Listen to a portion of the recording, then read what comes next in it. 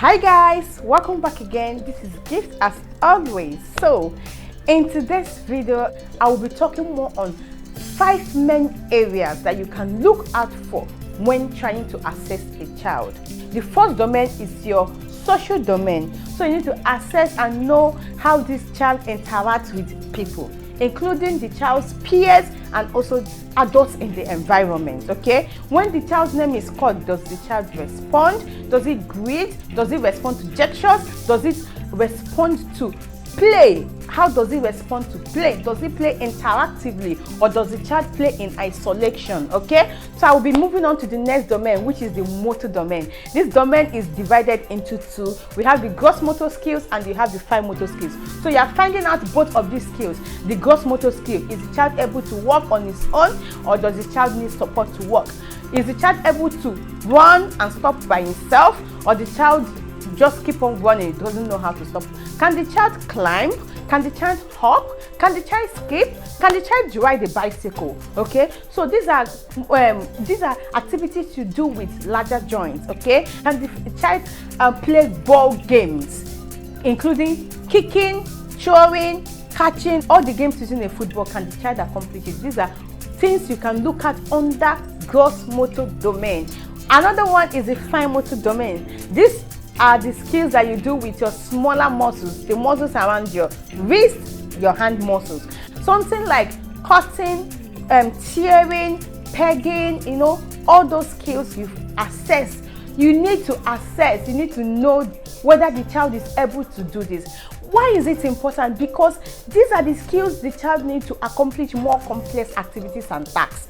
So there is what is called foundation of learning. You also need to look out for those things. Something like cooperation, something like attention span of the child, something like imitation, something like motivation. You need to know if the child, if all these things are in place, or are there things that you need to work on first. So when you are developing the child's IEP or program, you need to infuse them, okay? You need to create activities that will encourage or that will help these skills to develop. Because the child really needs these skills to be able to accomplish more higher tasks. Just such as, you can imagine, you want the child to be able to have a conversation, but the child has a very short attention span. How is the child going to do that? You want the child to be in a classroom and be able to follow through instructions, sit in a group, carry out activity, but the child has problem waiting, turn taking, requesting for things. It's not going to work. You need to work on those foundations first, okay? So it's important that you look at for those things, right? So fine motor skills also, you can do certain picking. They are all fine motor skills. Anything you can do with your hand, your fingers, okay? You know, lacing, buckling, all those are fine motor skills. So you can check out for all those skills. You start from the smallest and then you keep on checking to the biggest, okay?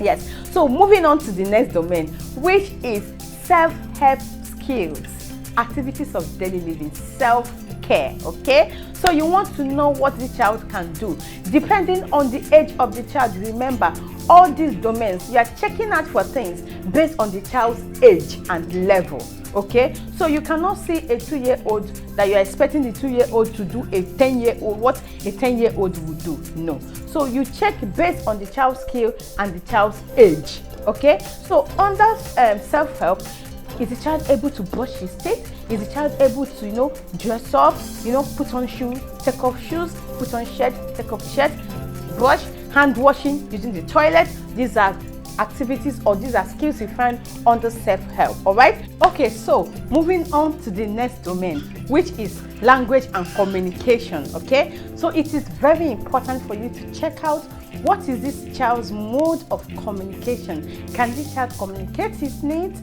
Can the child use his words? Are the words functional? Can the child use the words to make functional requests? Okay, is the child able, in fact, does the child have words? Can the child talk? If the child cannot talk, what other means of communication are they using for the child? Is the child on sign language, or is the child using visuals such as specs? Okay, these are the things you need to find out. Okay, if the child is able to talk, how robust is the child's vocabulary?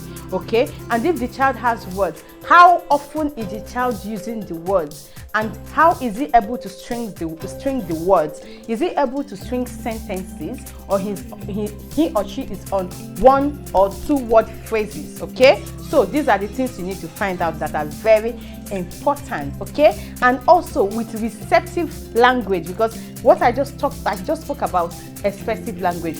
Under expressive language, the child able to use words, communicate using words and all of that. Receptive language, the child able to understand what is being said, okay?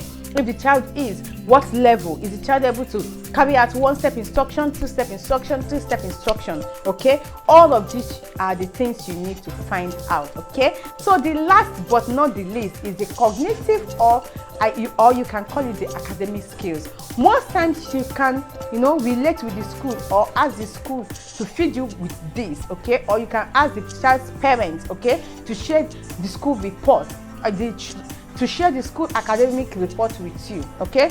So to know the level of the child.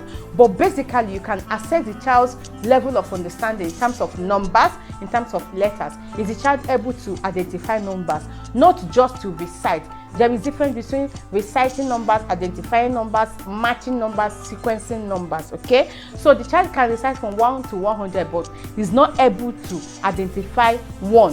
You say you can recite 1 to 1. The moment you say, give me 1, the child is not able to give. That is identification. So you need to assess for all of these, okay? And same with letters. Is the child able to identify the letters of the alphabet? If yes, how far can the child go? Can the child identify A to Z? Can the child blend? Can the child read, okay? How fluent is the child's reading? These are the things you need to identify, okay? You can also assess if the child knows basic things, names of basic things, okay, colors, shapes, animals, foods, emotions. All of those things are the things you can also assess under this particular domain. All right, so it is very important that you pay very close attention, be very observant when you are doing assessment, because that is the time you can pick up all those behavior, okay, that that can hinder learning, okay, that you can also work on to